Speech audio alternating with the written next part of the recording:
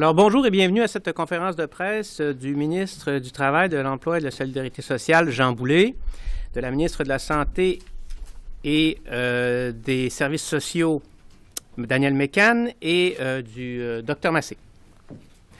À vous. Bien, merci. Alors, bonjour tout le monde.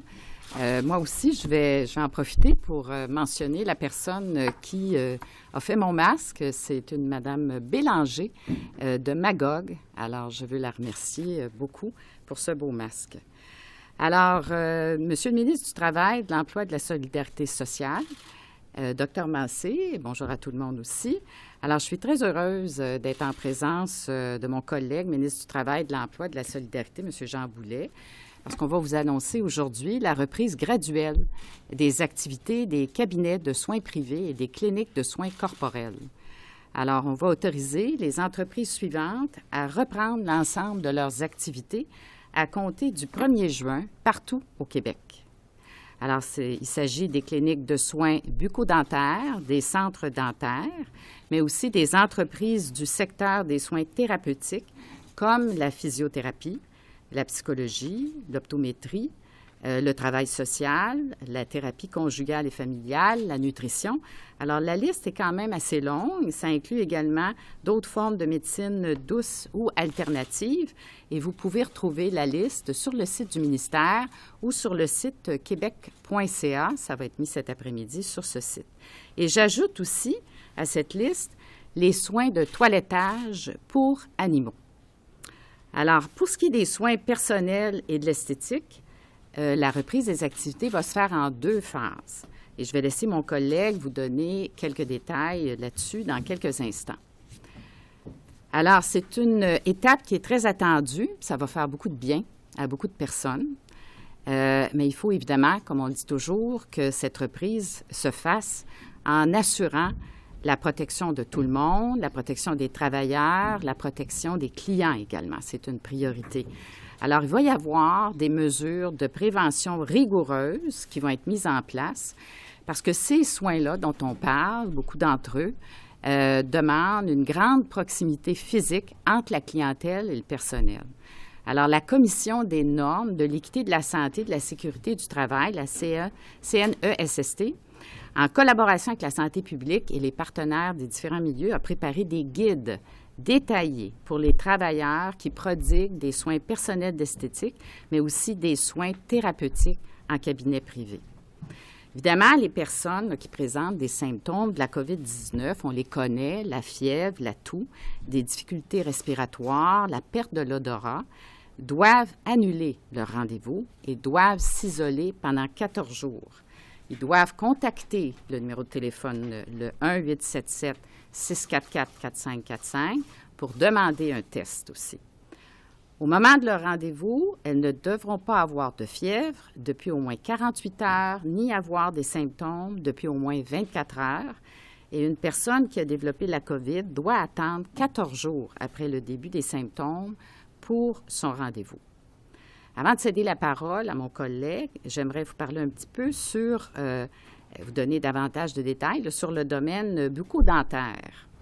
Il est important de rappeler que les professionnels bucco-dentaires ont à même leur formation un curriculum spécifique sur la prévention et le contrôle des infections. Ce sont des gens qui sont très aguerris dans le domaine. La désinfection, la stérilisation font partie du travail quotidien de l'équipe dentaire. Alors, pour les patients, il y aura des mesures de prévention supplémentaires qui vont être instaurées.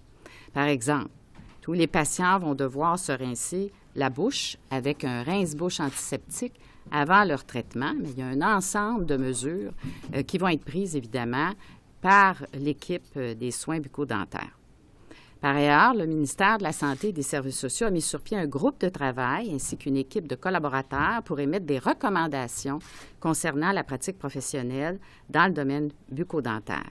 Jusqu'à maintenant, la réouverture des différents secteurs s'est bien déroulée parce que tout le monde collabore. Alors, je pense que ça va être la même chose pour les secteurs que nous annonçons aujourd'hui. Évidemment, je rappelle que tout cet assouplissement des directives peut être vu si la situation devient problématique. On compte toujours sur la collaboration de tous et on rappelle les mesures très importantes qui deviennent évidemment notre nouveau mode de vie, la distanciation physique de 2 mètres, le lavage des mains fréquent, tousser dans le coude et porter le masque. Alors évidemment, ces mesures, plus on déconfine, plus ces mesures sont importantes et qu'elles soient faites de façon extrêmement systématique dans notre vie quotidienne. Alors, on annonce aujourd'hui une nouvelle étape pour un retour à une vie plus normale. Et évidemment, il ne faut pas relâcher nos efforts pour éviter qu'on doive retourner en arrière. Alors, merci.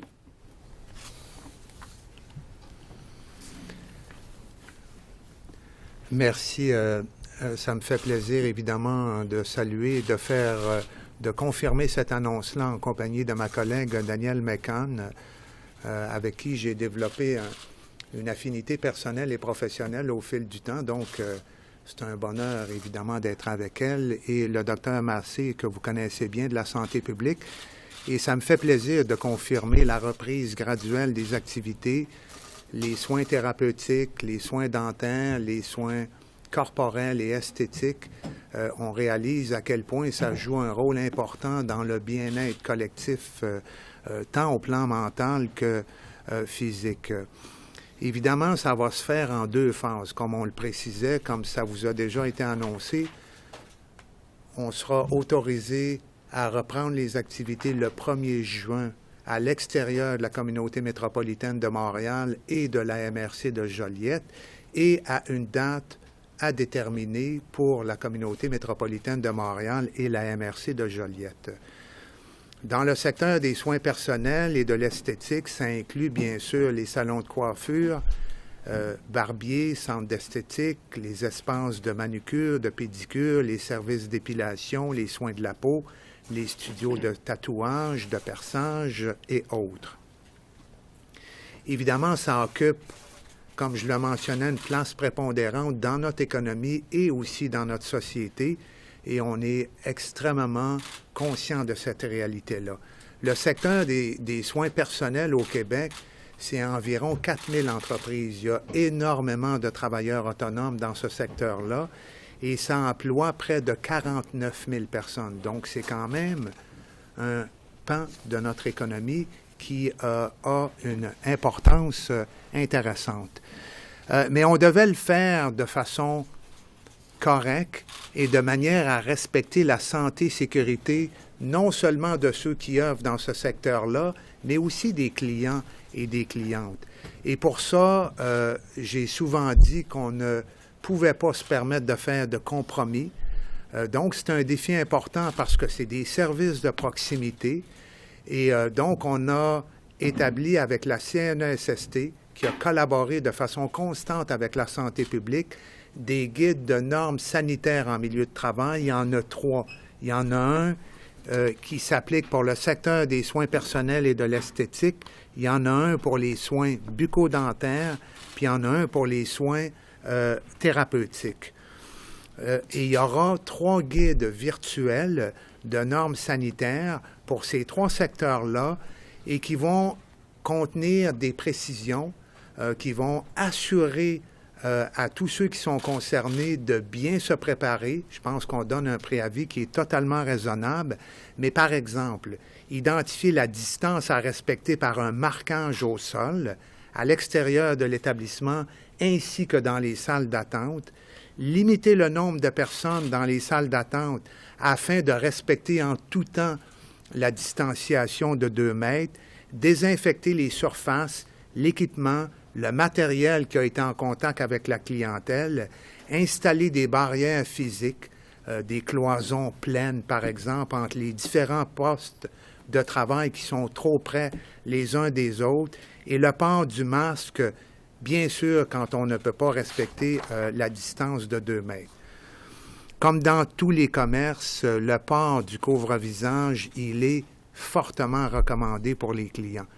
La CNESST a préparé aussi, il y a une trousse. En fait, il y a un guide de normes sanitaires Il y a aussi une liste de vérifications quotidiennes pour s'assurer à l'entrée et à la sortie que les employés ou ceux qui y œuvrent respectent bien les consignes sanitaires. Puis il y a des affichettes avec des infographies qui sont dans tous les milieux de travail. Vous l'avez vu déjà dans le domaine de la construction, secteur manufacturier puis secteur commercial, qui jouent un rôle pédagogique qui, me dit-on, est vraiment essentiel. Ces outils-là, ils peuvent être téléchargés à compter d'aujourd'hui sur le site, via le site web de la CNESST. Et comme je le mentionnais, ils ont été élaborés avec la Direction générale de la santé publique, le ministère de la Santé et des Services sociaux, l'Institut national de la santé publique, puis les associations représentatives des groupes de travailleurs autonomes ou des personnes qui œuvrent dans les soins que nous déconfinons aujourd'hui, ainsi que les ordres professionnels. Alors, je remercie tout le monde qui a contribué à la préparation, la rédaction de ces guides-là. Et j'en profite pour préciser que les secteurs ou activités économiques dont on n'a pas encore annoncé la reprise font évidemment l'objet d'analyse, de notre attention, de travaux et de discussions avec les autorités de la santé publique et nos experts à la CNESST. Et ils feront ultérieurement l'objet de communications spécifiques en ce qui a trait à leur réouverture et aux modalités entourant celle-ci. On a hâte, tout comme vous, mais le tout doit se faire dans l'ordre, en suivant de façon importante les mesures sanitaires et, bien sûr, de façon graduelle.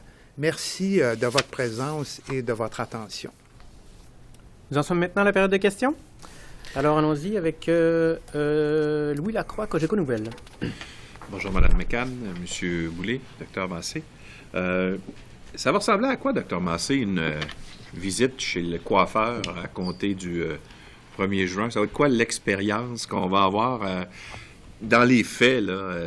Ça va se passer comment? Parce que c'est difficile de garder une distanciation avec la personne qui nous coupe les cheveux. Je comprends qu'il pourrait y avoir certaines restrictions, là. Comment ça va se passer?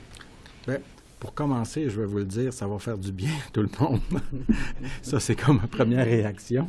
Mais plus sérieusement, je pense que ça va être une expérience qui va être un peu différente parce que les gens, d'abord, on invite à ce que les gens qui ont été malades attendent avant d'aller voir un coiffeur ou que les gens qui ont des symptômes n'y aillent pas. Donc, c'est la première chose. On a comme une précaution initiale pour tout le monde, essentiellement.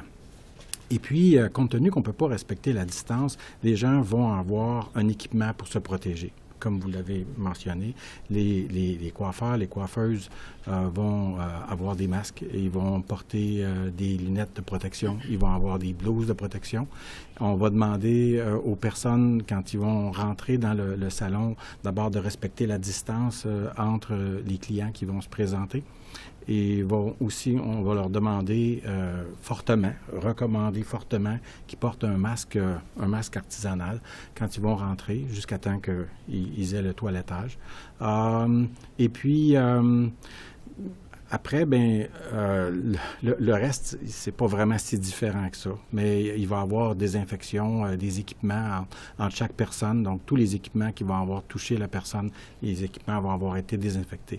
Donc, des mesures d'hygiène, il y a des mesures d'hygiène déjà en place, mais on va aller plus loin, passablement, dans les mesures de protection vis-à-vis à la fois pour les travailleurs, travailleuses et pour les personnes qui vont aller chez le coiffeur. Ça va être une expérience un peu différente. Mais toujours bonne. Et chez le dentiste, là, on a vu qu'il y avait des espèces de dispositifs à certains endroits, dans certains pays, des espèces de boîtes oui. en plexiglas. Là, puis, est-ce que ça va être cette réalité-là aussi? On ne peut pas exclure cette réalité-là. C'est une chose qui peut se développer, qu'il y en a qui peuvent utiliser ça dans leur pratique. Mais ce qu'on vous allez voir beaucoup plus, c'est des gens qui vont utiliser des masques, en plus de l'équipement de protection individuelle qui est déjà présent, des mesures d'hygiène. Je ne veux pas répéter ce que je viens de mentionner avant. Peut-être l'autre différence, c'est que, compte tenu que les gens en soins dentaires utilisent des fraises à haute vitesse, et puis que ça peut faire un effet de nébulisation, des petites particules qui vont rester dans l'air. Donc, on recommande que les personnes qui vont travailler, donc ça peut être dentistes, hygiénistes, techniciens en hygiène dentaire, utilisent un masque qu'on appelle un appareil de protection respiratoire, ou les gens connaissent ça sous le vocable de N95, mais en fait, c'est une catégorie de masques. Il y a plusieurs masques de ce niveau-là. Et ça, c'est peut-être la plus grosse différence avec les autres mesures qu'on va voir dans la plupart des gens qui vont avoir des interventions de proximité auprès des personnes. J'aurais juste une autre question sur... vous avez dit, parce que, bon, on parlait des autres secteurs. Tout à l'heure, M. Boulay a abordé la question des autres secteurs. La semaine dernière, lors de la conférence de presse, je me souviens plus à quel sujet, qu'est-ce qu'on déconfinait la semaine passée, je ne me rappelle plus. Mais vous avez abordé la question des terrains de camping. Oui. Et vous avez dit que ce qui semblait poser problème, c'était les blocs sanitaires, parce qu'évidemment, ce sont des lieux où tout le monde ont accès à certains services, puis c'est difficile de désinfecter, je comprends ça. Mais pour les saisonniers, par exemple, des gens qui ont leur propre roulotte, par exemple, sur les terrains de camping, tout ça, est-ce que ces gens-là ne pourraient pas y aller compte tenu du fait, d'ailleurs, qu'on a annoncé aujourd'hui que les regroupements étaient autorisés sous certaines conditions, etc. Est-ce que ça ne serait pas une possibilité?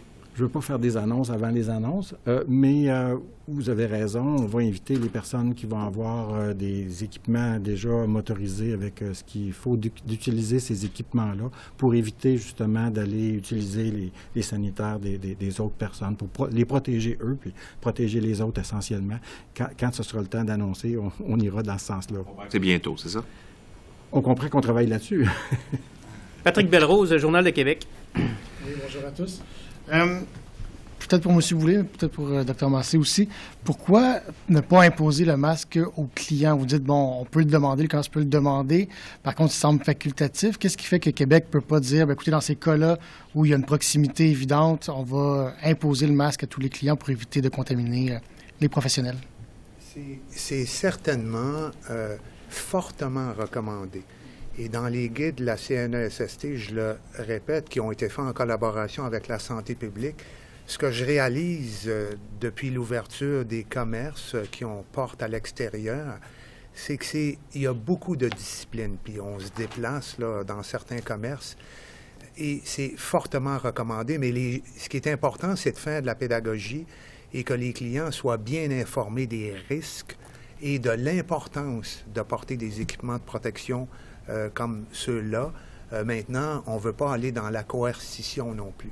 Docteur? Si je peux juste compléter, au Québec, on a fait le choix de ne pas imposer la vaccination obligatoire. D'aucuns pourraient dire, bien, pourquoi vous n'imposez pas la vaccination? Il y a d'autres personnes qui l'imposent, mais on a des taux de succès qui sont aussi bons que ce qui se retrouve ailleurs. Et puis, c'est comme ancré dans notre façon de faire, et ça réussit très bien d'ailleurs. Comme créer une norme sociale. Puis, dans le fond, c'est ça qu'on veut. On veut que les gens, quand ils vont être dans des endroits publics où est-ce qu'il y a une proximité étroite, on veut que les gens portent des couvre-visages, que les gens portent des masques artisanaux. Parce qu'on pense que ça protège les autres personnes contre eux et vice-versa, là. OK? Par contre, est-ce qu'un commerce peut l'imposer? On a vu, par exemple, Costco là, qui l'impose aux clients. Donc, est-ce que des commerces comme ça, légalement, peuvent l'imposer à leurs clients? Bien, les commerces ont le droit de refuser des clients. Ça dépend de quel commerce. Là. Il y a des commerces de la santé, c'est une question délicate. Dans le domaine de la santé, on n'a pas le droit de refuser les clients, mais dans le domaine privé, les gens peuvent mettre leurs propres critères. Ce sont des cliniques privées, des boutiques privées, donc je ne veux pas rentrer là-dedans trop, mais mais dans le domaine public, c'est pas une chose qui est... Non, mais c'est sûr qu'une personne pourrait dire, vous portez atteinte à ma vie privée, mais en même temps, Costco le fait pour des raisons de santé publique, et je pense que ça se justifie dans ce contexte-là. Il faut laisser les règles du marché s'appliquer de façon correcte, d'autant plus que, ici, on le répète, c'est fortement recommandé par les autorités compétentes en matière de santé. Là, si vous me permettez, une question pour moi, Patrice Bergeron, la presse canadienne. Il y a déjà des soins thérapeutiques qui sont déjà autorisés, par exemple, pour les physiothérapeutes. Il y a déjà des cliniques de physio qui fonctionnent pour des urgences. Est-ce qu'on sait s'il y a eu des cas et combien? Comment ça s'est passé? Ou juste Dr. Massé et Mme McCann, peut-être? Vous avez des statistiques là-dessus? J'ai pas de statistiques, mais j'ai pas de cas non plus. On nous en a pas rapporté. Donc, je peux pas dire que ça pas pu arriver. Je peux juste dire que c'est pas arrivé à nos oreilles. Ou tu sais, pourtant, quand il y a des situations particulières, on est au courant, mais donc j'ai pas entendu parler de situations qui sont reliées à ça. Mais il n'y en aura pas beaucoup parce que c'est seulement les services très particuliers qui étaient ouverts jusqu'à date. Mais moi, excuse-moi, Charles, ce qui est venu à mes oreilles, c'est qu'il y a des thérapeutes, par exemple, des physiothérapeutes qui ont commencé à développer des consultations virtuelles. Bon, ça ne peut pas se faire pour toutes les problématiques, mais vous savez, on annonce aujourd'hui que c'est ouvert, mais c'est ouvert physiquement, les gens peuvent aller. Mais il y a aussi des consultations virtuelles qui ont été faites dans le contexte où on était. Alors, comme par exemple, on annonce aujourd'hui la thérapie conjugale familiale, le travail social, on régularise une situation, mais il y a eu des consultations virtuelles ou bien des services téléphoniques qui ont été faits. Mais là, ce qu'on dit, c'est que vous pouvez aussi organiser les services sur place. Et par ailleurs, à supposer que donc dans par exemple des physiothérapeutes ou des massothérapeutes qui ont une série de clients quotidiennement, puis si un d'entre eux est infecté, que le physio est infecté ou que le masso est infecté, ça peut prendre 14 jours avant que ça se détecte, donc il va y avoir une série de personnes. Qu'est-ce qui va se passer à ce moment-là? Qu'est-ce qu'on va mettre en place comme mécanisme pour retracer tout ce monde-là et puis pour mettre fin à l'infection? Bien, en fait, quand il y a une personne qui est infectée, on fait une enquête et puis on essaie de voir dans les journées où est-ce que la personne est à risque de transmettre. Donc, c'est avant un peu que la personne développe des symptômes jusqu'à après. Donc, on a une fenêtre de temps. Et là, on s'enquête de toutes les personnes avec lesquelles cette personne-là a été en contact. Et là, on informe ces personnes-là. Puis, on voit s'il y a des gens qui ont des symptômes, s'il y a des gens qui n'ont pas de symptômes, puis on peut être amené à intervenir. Mais si on se rendait compte qu'il y avait une éclosion, donc plusieurs personnes qui sont en contact avec un même, ce qu'on appelle des cas index, une source, là, à ce moment-là, on peut intervenir puis voir exactement qu'est-ce qui s'est passé. Puis, si je peux me permettre de rajouter, c'est que si on réfère à un cas pratique d'un environnement de travail, un physiothérapeute qui reçoit dans sa clinique des clients, la CNESST a fourni une liste de vérification, donc des questions à poser à la personne, si elle a de la toux, si elle a de la fièvre ou des problèmes respiratoires. Dès qu'on détecte des symptômes, particulièrement dans ce cas-là, ce qui doit être fait, c'est d'informer la personne de s'isoler rapidement, puis une enquête qui va être faite, comme le dit le Dr Massé, pour s'assurer que les personnes qui ont été en contact puissent faire l'objet d'un test. Merci. Olivier Bossé, Le Soleil. Bonjour. Est-ce que le gouvernement fournit ou aide les entreprises à obtenir tout cet équipement-là? Évidemment, des plus gros commerces peut-être plus simples qui ont la force du volume, mais une coiffeuse qui est toute seule, comment ça s'organise? Ce qui est prévu et ce qui se fait actuellement, puis c'est compatible avec les lois du Québec en matière de santé et sécurité, les employeurs fournissent les équipements de protection individuelle. Ce que je constate en réalité, c'est que souvent les travailleurs dans des environnements de travail, dans le domaine manufacturier ou dans le secteur de la construction, ils ont leur propre visière ou même des appareils de protection respiratoire ou des masques artisanaux qui répondent à certains critères. Il n'y a pas actuellement d'assumation par le gouvernement de coûts d'équipements de protection individuelle. Ceci dit, il y a des milieux de travail qui ont senti le besoin de faire de la formation, d'adapter leur environnement de travail pour respecter notamment la distanciation physique. Et ça, notre PACME, il y a des programmes de formation auxquels les entreprises ont accès. Il y a les CRHA, une corporation professionnelle de conseillers, notamment en santé et sécurité du travail. Il y a la CNESST. Il y a plusieurs organismes qui font de la formation pour permettre d'adapter les milieux de travail et les équipements sont fournis par les employeurs. Ma deuxième question était pour le Dr Massé. Avec des soins aussi à proximité, est-ce qu'on s'attend à plus de cas ou de contagion malgré la protection? Bien, la protection qui est proposée, c'est une protection qu'on utilise déjà dans plusieurs soins de santé qui qui est très efficace quand elle est bien utilisée, puis quand il n'y a pas de bris de procédure. Donc, s'il n'y a pas de bris de procédure, mais c'est pour ça que c'est important, les guides qui sont proposés aux gens, pour que les gens voient bien comment mettre un masque, comment se Pas blouser. des travailleurs de la santé, là, ils Non. connaissent moins ça. Exactement. Donc, là, il y a un enjeu de bien se l'approprier. Puis, pour ça qu'on dit aux gens, avant d'ouvrir, soyez sûr que vous êtes confortable avec l'information, puis que vous avez bien aménagé votre environnement, mais que vous le faites comme il faut. Il y en a déjà plusieurs qui connaissent bien l'hygiène et la salubrité. On parle des coiffeurs, coiffeuses, parce qu'on a parlé des dentistes tantôt qui avaient une formation en prévention des infections, etc. Mais dans d'autres métiers, les gens font très attention. Tatouage, les gens, une des premières choses qu'ils apprennent, c'est comment est-ce qu'on peut protéger la transmission des infections. Mais dans plusieurs autres cas, ils vont devoir apprendre cette chose-là. Ça fait partie d'un niveau de difficulté. Pour ça qu'on a créé des outils pour aider les gens à s'approprier ça. Mais si c'est bien porté, ça a un très bon niveau de protection. Si c'est bien porté. On a encore un peu de temps. Si vous voulez poser une question, Louis Lacroix? Oui, j'avais une question qui va peut-être vous paraître un peu étrange, mais les salons pas les salons, mais les établissements de massage thérapeutique, comme les spas, par exemple, est-ce que ça, c'est autorisé? Est-ce que ces soins-là sont autorisés? Parce qu'on reçoit un massage, il me semble qu'un massage avec des gants, ça ne doit pas être évident non plus, je ne sais pas trop. Là. Est-ce que ça, c'est autorisé? Pas à ma connaissance. Non, la réponse, Pas à ma c'est non. connaissance. C'est pas autorisé pour l'instant? OK. Non. À cause Pas à justement ce de la stade-ci. proximité que... Exactement. OK. Patrick Belrose, Journal de Québec. Au sujet de la région de Montréal, j'essaie de voir un peu... si on permet la massothérapie, mais on ne permet pas les salons de coiffeur. Pourtant, la proximité est quand même similaire. Donc, je voudrais comprendre quel est le raisonnement pour reporter la réouverture de salons d'esthétique, disons, à Montréal. Ouais, je peux peut-être amorcer, puis on se complète, là, mais évidemment, on est guidé dans la région de la communauté métropolitaine de Montréal et aussi la MRC de Joliette par les données épidémiologiques qui nous incitent à plus de prudence. Et comme on le dit souvent, on reprend graduellement, de la manière la plus sanitaire possible, les activités économiques.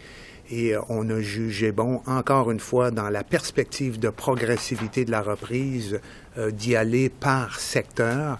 Et donc, on a scindé notamment ce qui est thérapeutique et santé des services de soins corporels qui impliquent plus de proximité. Alors, docteur?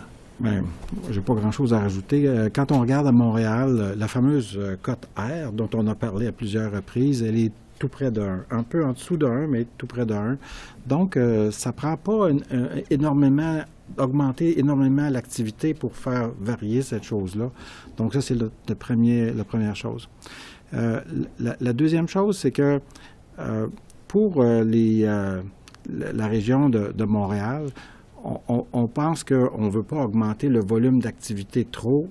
Tantôt, M. Boulay a parlé de 48 000, 40 quelques mille, 49 000, merci, personnes. C'est quand même un volume d'activité relativement important qui génère beaucoup de déplacements, beaucoup de rencontres avec des groupes différents. Donc, c'est un volume d'activité qu'on pouvait reporter. Donc, on est très prudent, puis on veut aller progressivement. C'est une mesure pour aller progressivement. La logique est plutôt dans le sens d'une protection épidémiologique que d'autres choses. Si vous permettez maintenant une autre question pour moi. Donc, on parlait des salons de coiffure qui pourront rouvrir, mais il y a beaucoup de salons de coiffure qui sont dans les centres commerciaux. Donc, pour eux, je présume que c'est encore interdit ou comment ça va fonctionner? C'est-à-dire que... Excuse-moi, vas-y. Non. Allez-y. Non, alors, parce que oui, je suis contente que vous posiez la question parce qu'on l'a vu dans le passé, là, on a donné le feu vert à des commerces qui avaient une porte à l'extérieur là, du centre commercial. Donc, c'est la même chose, non seulement pour les soins corporels, mais aussi pour les services que moi j'ai nommés les services thérapeutiques.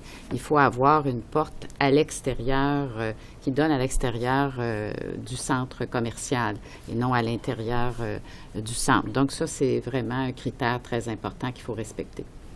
Et une dernière petite concernant, vous avez dit que donc on ajoute à des services et des soins donc à ce qui sera permis d'être ouvert, mais qu'en est-il de qu'est-ce qui demeure encore fermé? Tout à l'heure, on a fait allusion donc au spa, mais est-ce qu'il y a d'autres services ou soins que vous précisez qui doivent demeurer fermés actuellement?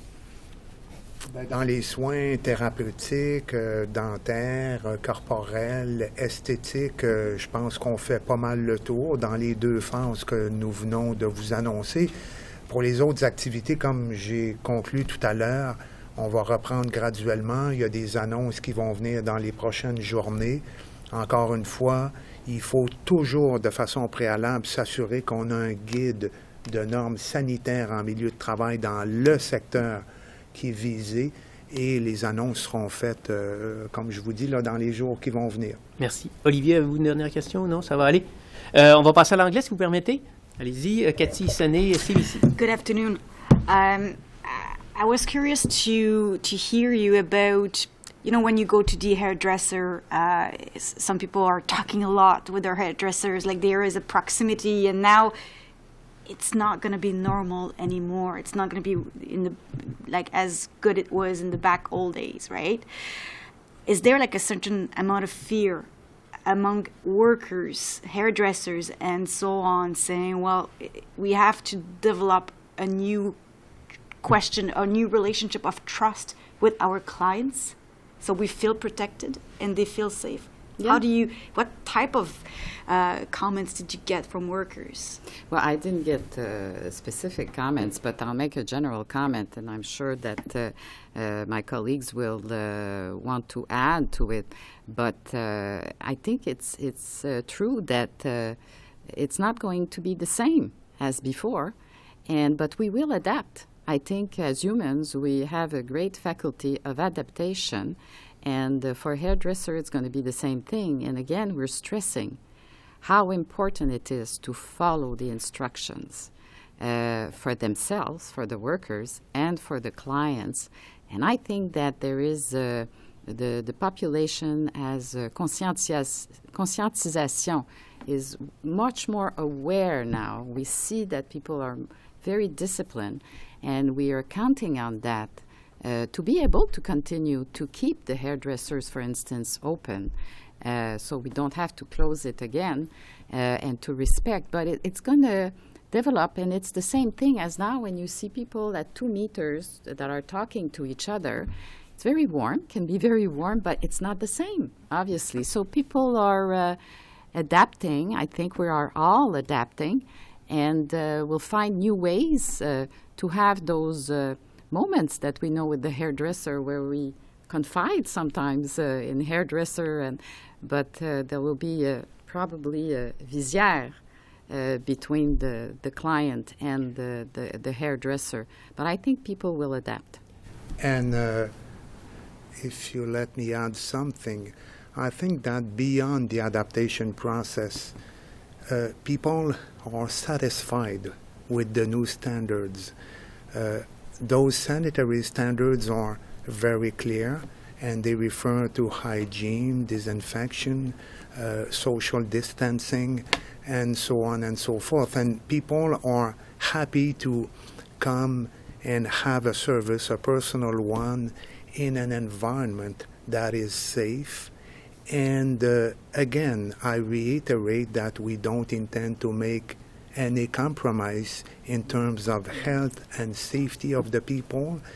And I repeat, adaptation, and I think after this is completed, people will be very happy to have this opportunity. And it seems to me that after a certain period of time, those standards will eventually become permanent in many work environments. In terms of public health, what we don't want to happen is to have some places being gathering places where people go and meet and discuss for a long time. And,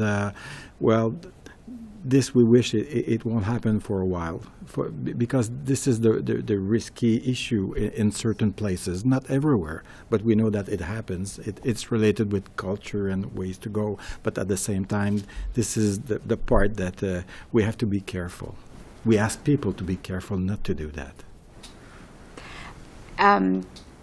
Regarding dentists, I have a question because dentists, when you had HIV/AIDS in the past, they started to put in place more protection. So do you have the impression that dentists were a bit more ready to face the changes with COVID-19? I think so. I think they have had to cope with risky issues as other health workers, and they did change.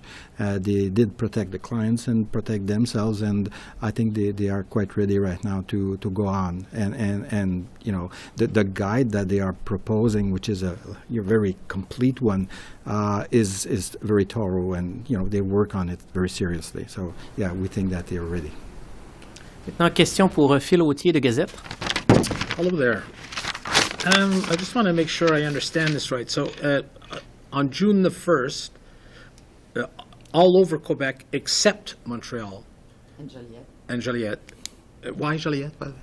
Because, Dr. Massé could comment, but there is a situation there that is a little bit more worrisome.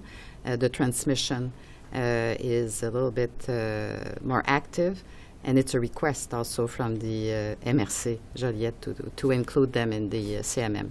So on June the 1st, in Montreal, all the 4 million people in the greater Montreal region get is dental care and pet therapeutic and pet grooming. Yes. So in Montreal, you can't get a haircut or a tattoo or a... Not at this point.